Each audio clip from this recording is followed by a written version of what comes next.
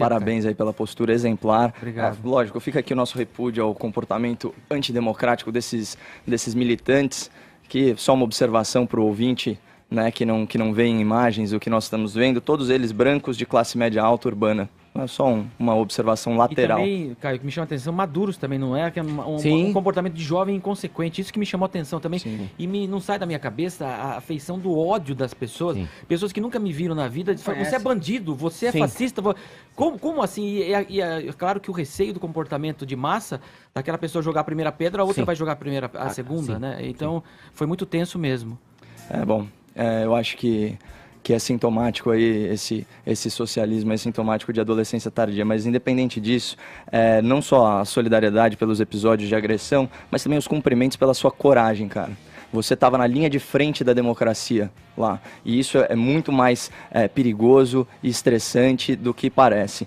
Eu queria fazer uma observação geral agora, mudando um pouco de assunto, sobre as manifestações, né? Fazer uma comparação com as manifestações de 15 de maio, porque o que a gente viu aqui foram protestos mais esvaziados, né? Não só de pessoas, como a gente já colocou, mas também de propósito, né? Não fosse esse protesto em dia e horário comercial, né, os resultados dessa mobilização, eles teriam sido ainda menos expressivos. Aliás, eu vou lançar um desafio aqui, viu, Marcelo, para a nossa audiência, que é o seguinte: eu quero ver a esquerda exercitar a sua autodeclarada empatia, né, com os trabalhadores, aqueles que trabalham, e com os estudantes, aqueles que estudam, e passe a organizar seus atos aos finais de semana, como foram o caso das manifestações pelo impeachment da Dilma Rousseff, como foi o caso das manifestações pró-reformas. O seu direito a protesto, ele não é mais importante que o direito ao estudo, que o direito ao trabalho, que o direito ao descanso do cidadão comum. Quem são vocês para restringirem a liberdade de ir e vir das pessoas? E assim, aqui a gente não está discutindo a legalidade da greve e do protesto que acarreta ônus social. O questionamento aqui é sobre moralidade, sobre empatia, sobre cidadania, sobre respeito ao próximo, né?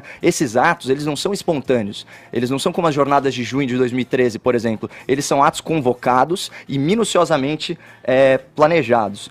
E eu fico especialmente incomodado, e você deve ter visto isso, com a adesão de militantes travestidos de professores, né? Porque na relação do professor-aluno, o mais vulnerável ele é o estudante. O direito dele, ou seja, o direito de acesso à educação, a liberdade de aprender, ele deve ser prestigiado, ele deve ser colocado em primeiro plano. Eu peguei uns dados aqui do TCE, né, de São Paulo, de 2017, publicados pela Folha de São Paulo, mostrando que os professores da rede pública paulista faltam, em média, 30 dias por ano. Isso é 15% do ano letivo de 200 dias. É um absurdo.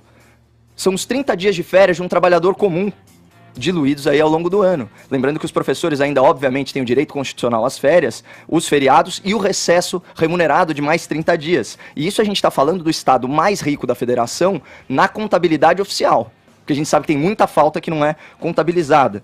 E é o seguinte, é como bem disse o Fefito, abre aspas, ninguém tem o direito de atrapalhar o trabalho de outra pessoa. Isso vale para o estudo, isso vale para o descanso também. Agora, vamos falar do mérito dessa manifestação. A esquerda ela levou milhares e milhares de manifestantes no dia 15 de maio com a construção de uma narrativa mentirosa. Que narrativa era essa? Houve corte de 30% na verba para as universidades. Esse era o mote. Isso levou as pessoas à rua, né? E essa não só foi a narrativa dos agentes políticos da oposição, como também foi inflamada pela mídia e as suas manchetes obscuras. E qual que é o método aqui? Primeiro, confusão de conceito. A gente já falou, contingenciamento versus corte, verba obrigatória versus verba discricionária, e depois manipulação dos números. Falar que o contingenciamento ele foi de 30%, mas sobre 12%. Então, na prática, a gente estava falando aí de uma retenção, né, de repasse de 3,5%. Quem vai às ruas por 3%? Ninguém, né? E o que mudou, então, do dia 15 para o dia 30? Primeiro, a questão foi esclarecida. As pessoas sabem que não houve corte de 30% na educação. Isso é uma balela. E também ficou muito evidente com as manifestações agora do dia 26 que existe um amplo apoio popular às reformas propostas pelo governo, reforma da Previdência, reforma administrativa, reforma penal e tributária. Portanto, assim, deu na cara, né, que essa manifestação ela estava vazia de significado, porque no final das contas, é o que você bem observou, era só um pretexto para gritar Lula livre, uma ideia que paulatinamente vai perdendo força, conforme a juventude que não estava lá como da outra vez, né, a julgar pelo seu depoimento, adquire consciência política, e isso é a esquerda e a direita. Que envolve a política envolvendo justamente o PT, então permeia toda essa situação agora, que ela é uma tentativa de uma aglutinação da esquerda em torno desse assunto. Eles vão, portanto, seguindo para cá, para chegar até a região da Avenida Paulista e finalizar esse ato no MAP. É o segundo ato. E a gente observa, claro, que há toda a participação das pessoas, e a democracia é assim, né, Felipe? A democracia não sabe escutar, evidentemente o que fazer, né, Felipe? Então é isso que os caras falam, e a gente, claro, com toda a democracia, vamos continuar aqui fazendo o nosso trabalho, né, Felipe? Olha lá, aí tem o pessoal atrás de você, a gente está vendo, gritando fascista, fazendo L de Lula livre. É bom a gente mostrar para deixar bem claro qual é o comportamento dessas pessoas. Falando palavrão, xingando o nosso repórter. Vamos entrar aqui, João.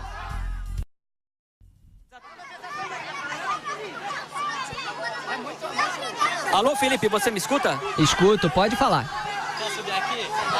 Então, Felipe, claro que a gente foi cercado aqui na estação, nesse momento, Oscar Freire aqui, e a gente vai sendo cercado aqui agora, e justamente aqui uma pessoa que tem um crachá da OAB, que vai tentando afastar os manifestantes. E também do outro lado, nós temos, como eu disse, né, pessoas que fazem parte da estrutura petista, justamente o Danilo, que está aqui de camiseta preta e vai tentando agora fazer com que os manifestantes saiam daqui. É por isso que nós dizíamos que claramente a gente conhece, evidentemente, as pessoas. Não, Felipe, é até uma questão de um sinal de resistência mesmo, né?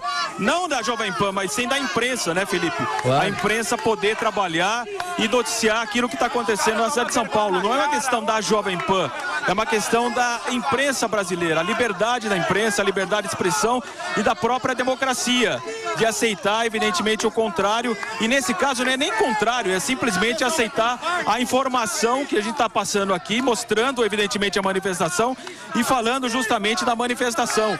E simplesmente fui cercado aqui na estação Oscar Freire, da linha amarela do metrô, e a tentativa aqui justamente do integrante do PT, que eu falei, e portanto agora, nesse momento, vou sendo cercado mais uma vez, e repito, não é uma questão da Jovem Pan, meu caro Felipe, é uma questão da imprensa, liberdade da imprensa e da própria democracia brasileira. É essa a grande questão. E portanto aqui eu vou sendo cercado aqui cada vez. Felipe, entramos aqui agora na estação Oscar Freire, justamente dá para poder perceber que nós estamos cercados aqui mesmo, né? E contamos agora com apoio aqui, evidentemente, da linha 4, né? Da via 4 aqui, dos homens aqui de segurança, mas de fato fomos acuados simplesmente por fazer o nosso trabalho e informar da manifestação de hoje, e numa total covardia até, estou eu e o João aqui fazendo essa reportagem, e muitas pessoas nos cercaram. Felizmente não houve nada pior, porque houve até uma intervenção de algumas pessoas que eram da OAB, possuíam um crachá da OAB, mas eu volto a repetir, Felipe, isso não é nada contra a Jovem Pan, mas sim contra a própria imprensa e a democracia brasileira. E nós em nenhum momento desligamos a câmera e permanecemos com essa câmera ligada aqui. E se de fato a manifestação fosse tão importante, eles não estariam aqui, estariam marchando evidentemente para a região da Avenida Paulista, que é o local final do negócio, né, Felipe?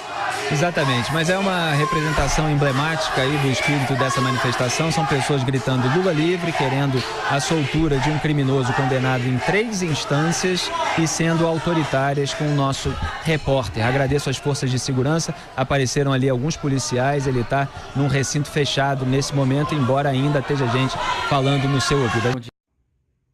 Olá, em relação a 55 mortos nas prisões de Manaus, Amazonas, alguns pontos a serem considerados. Primeiro deles, 55 vagabundos que não vão voltar a delinquir. Estão mortos, acabou, não vão mais dar problema para a sociedade. Segundo ponto, esse massacre é reflexo de muitos e muitos e muitos anos passando a mão na cabeça de vagabundo. Direitos humanos para vagabundo. Vagabundo não tem que ter direito a nada. Passa-se a mão na cabeça, eles dominam as cadeias e acontece o que está acontecendo. As facções criminosas dominando o crime de dentro das cadeias. comandando o crime de dentro das cadeias. Quando morre um monte de desgraçado desse aí, ficam penalizando o governo do Amazonas falou, não vai indenizar a família de ninguém. Eu duvido, porque a justiça vai obrigar, a justiça passa a mão na cabeça de vagabundo, não tem que indenizar ninguém não, preso é vagabundo, morreu, mataram entre eles. Esganaram uns outros, esganaram, asfixiaram. Significa o quê? Imagina uma desgraça que esgana, asfixia seu próprio companheiro de cela aqui fora. O que não faz com nós, pagadores de impostos? Então cadeia é pouco para essa raça. Pena de morte já. Eles estão aí, ó. Pena de morte que eles mesmos estão decretando, eles mesmos estão cumprindo. Muito bom, eu apoio!